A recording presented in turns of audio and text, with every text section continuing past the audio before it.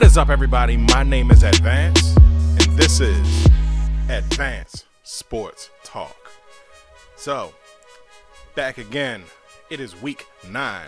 We are officially halfway through the season, and this is the halfway point of the season thanks to the extra game. So,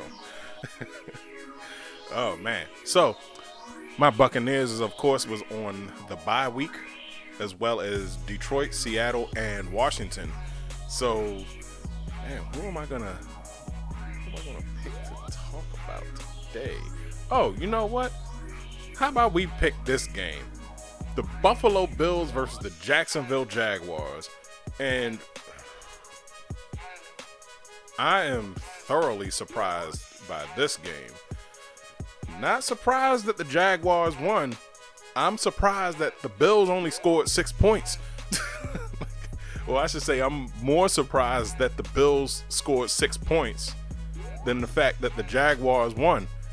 And in fact, they scored 9 points. So I don't know if this was just like good defense or like both offenses just couldn't click.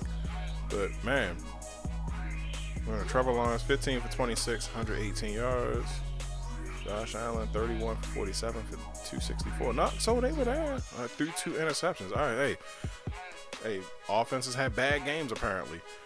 Oh man, like that didn't stop Stephon Diggs from eating though. 6 out of 8 receptions for 85 yards. Yeah, all right. But man, like, Jacksonville Jaguars beat the Buffalo Bills 9-6. Who the hell saw that coming? I mean, every game this year, you know, the Bills have been.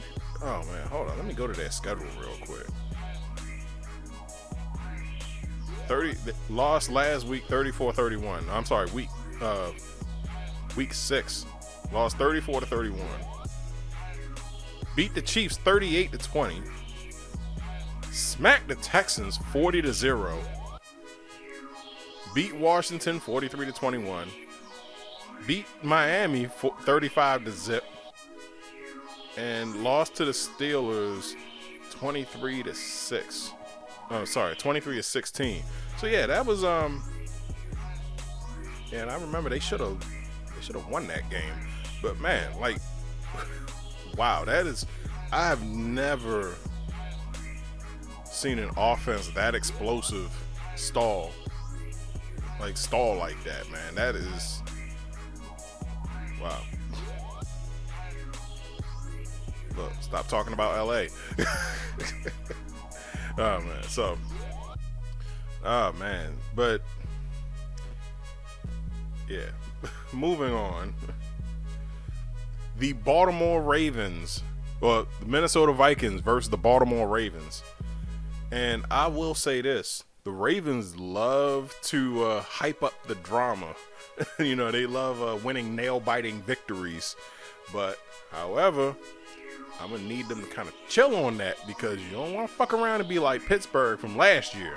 You know, remember how Pittsburgh had won all of those games, but they was working too hard? Yeah. Stop fucking around. Start blowing these teams the fuck out. So, yeah. So, long story short, it was tied up going into the end of regulation. Ravens managed to get a last minute field goal in overtime and won the game. So, oh man. But I will say this: they are very impressive showmen. The Baltimore Ravens beat the Minnesota Vikings 34-31. Now, Cleveland Browns versus the Cincinnati Bengals. And, you know, Cleveland came under not a lot of scrutiny, but they was in the news because, you know, Odell Beckham. They was trying to figure out what to do with him. You know, and that's been an ongoing issue the last couple of years. Like every time, you know, he comes in, like it's like the offense is completely different when he's in there. And, you know, Baker keeps trying to feed him the ball until Odell Beckham eventually gets hurt. And when he gets hurt, the team magnificently becomes better. I don't make these stats. It's happenstance, I guess. I don't know. Like, But yeah, so once when Odell Beckham gets hurt, that's when Baker is like, all right, shit, I gotta find other targets. So yeah, so he's hitting Landry, he's hitting Hooper, he's hitting these other targets, So and then the Browns is like, oh shit, we got an offense, and we got two monsters in the backfield. So there's that. Speaking of which, yeah, it's good to see that Nick Chubb is back in glorious fashion. 14 carries for 137 yards. But yeah, so the Browns beat the Bengals 41-16. Now they say that that's not a quality victory, but I beg to differ. As long as Joe Burrow is in that starting lineup, man.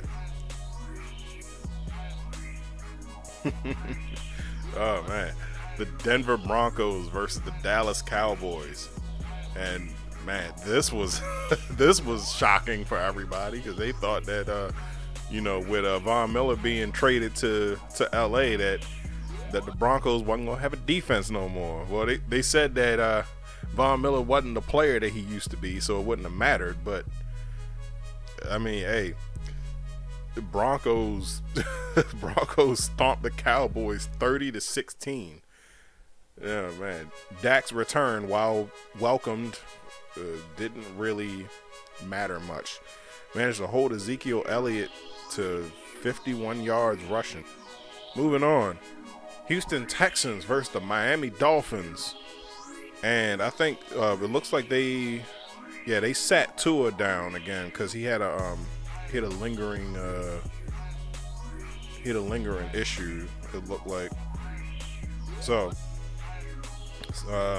Dolphins won 17-19. Tyrod Taylor's return back, so it looks like this is the week of returning quarterbacks. So throwing 24 for 43 for 240 yards, no touchdowns through 3 interceptions. Man, that rust is really showing. Jacoby Brissett, 26 for 43, 244 yards, 1 touchdown, 2 interceptions. All right, so slight identical quarterback play there. Dolphins won 17-9. Next, the Las Vegas Raiders versus the New York Giants. And man, I just feel so sorry for the Raiders, man. There's controversy after controversy. They seem to rally together after that John Gruden incident, and then last week they had to deal with the Henry Ruggs incident. So, man, my heart goes out to the family of the victim and to Ruggs' family, because I mean, he was the breadwinner. So I don't know. Healing energy to everybody. The Giants beat the Raiders 23-16. And next, the Atlanta Falcons versus the New Orleans Saints. Dance, puppets, dance. But anyway, so the Falcons beat the Saints 27-25. So Matt Ryan found that high octane. He found Matt Ryan from 2008 and decided to bring him into the future, throwing 23 out of 30 for 343 yards and 2 touchdowns. Trevor Siemian, 25 for 41, 249 yards and 2 touchdowns. Oh man, Cordarrelle Patterson, 9 carries for 10 yards. Alvin Kamara, 13 carries for 50 yards. Now, those aren't the official stats. Cordarrelle Patterson, 6 receptions for 126 yards. Oh, man. Alvin Kamara, 4 receptions for 54 yards. But, man, yeah, those are the two of the top passing backs in the league, next to Melvin Gordon and Austin Eckler. I gotta do a video comparing those stats, but yeah, they up there. Next, Mac Jones. Mac Jones. Oh, New England Patriots versus the Carolina Panthers. Man, they whooped them 24-6. Oh man, it was wow. Mac Jones' quarterback stats wasn't even all that. 12 for 18 for 139 yards. I think there was a 100-yard pick six, I believe. Hold on. Field goal, rushing touchdown. 88 yards. I'm sorry. J.C. Jackson with the 88-yard interception return for a touchdown. Oh man, it's looking good in New England now. And they're gonna say, all right, well, it was just Carolina. Nah, fuck that. Apparently they got a top tier defense. Next, the LA Chargers versus the Philadelphia Eagles. And while this was a very exciting game, it was a heartbreaker. Somebody had to lose, man. And it was that.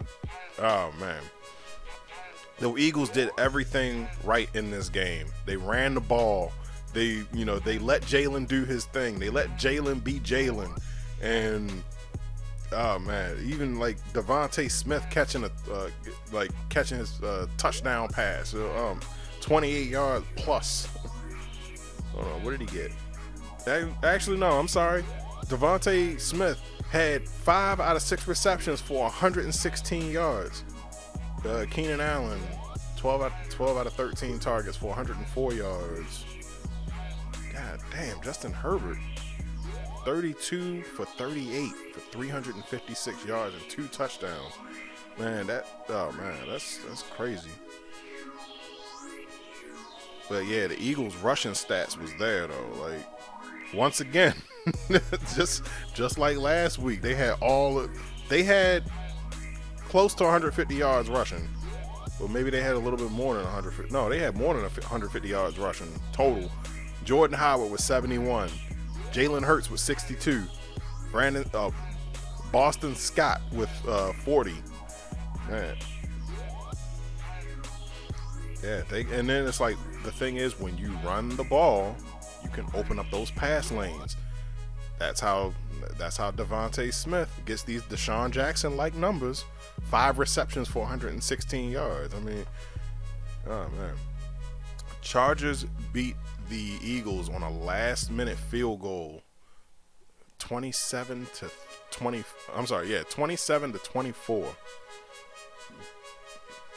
Oh man. Now, rounding out the Sunday afternoon games, we got the Arizona Cardinals versus the San Francisco 49ers. And man, I gotta say, like, I was going back and forth over whether or not I was going to start Chase Edmonds. I said something's telling me to start somebody else over Chase Edmonds, but I opted against it, and because the update said that he was healthy, so I was like, you know what? All right, let me go ahead and ride with this. He gets injured on a 3-yard rush. I was like, oh my god. Luckily, the rest of my team picked up the slack in fantasy, but oh man. So not only did the Cardinals beat the 49ers 31-17, but they did it without their top 3. DeAndre Hopkins was out. The update said that, quote, the headliner said DeAndre Hopkins pushes himself too far. So I know last week he was injured in the game, and he kept bringing himself. I mean, they took him out of the game. He kept bringing himself back in the game, trying to make shit happen. Then the coach finally had to say, "All right, look, sit your ass down." So this week he was out. Kyler Murray was out with an ankle injury. Chase Edmonds was already dealing with an issue from the past couple of weeks, and in this one he ended up tweaking his ankle early in the first quarter. So, oh man, but yeah, so Colt McCoy and James Conner and Christian Kirk held it down. So, like, yeah, The Cardinals was like, we don't need our 3 best players. Like, oh man, not that they said that they don't need it, but they definitely found that out. Like, oh man, James Conner found the James Conner that was subbing for Le'Veon Bell while he was sitting out in the first half of that season. So, hey, props to him. Oh man, 96 yards rushing and 2 touchdowns. I think he had a receiving touchdown as well. Oh, man. Man, George Kittle, 6 out of 8 receptions for 101 yards. Christian Kirk, 6 out of 6 receptions for 91 yards. Man, Garoppolo threw for 326 yards and 2 touchdowns, but Cardinals picked them off. Oh man, but yeah, Cardinals won 31-17, and man, yeah, this Sunday was very interesting to say the least. But that's it for this Sunday afternoon breakdown. My name is Advance. I will be back later with the primetime update. So we got Thursday night, Sunday night done. We're waiting for his Monday Night Football, and then I'm gonna record that, and we're gonna get into this. UFC results are also on the channel. Check that out when you get a chance. My name is Advance. Don't forget to like, share, subscribe on everything. I'm out.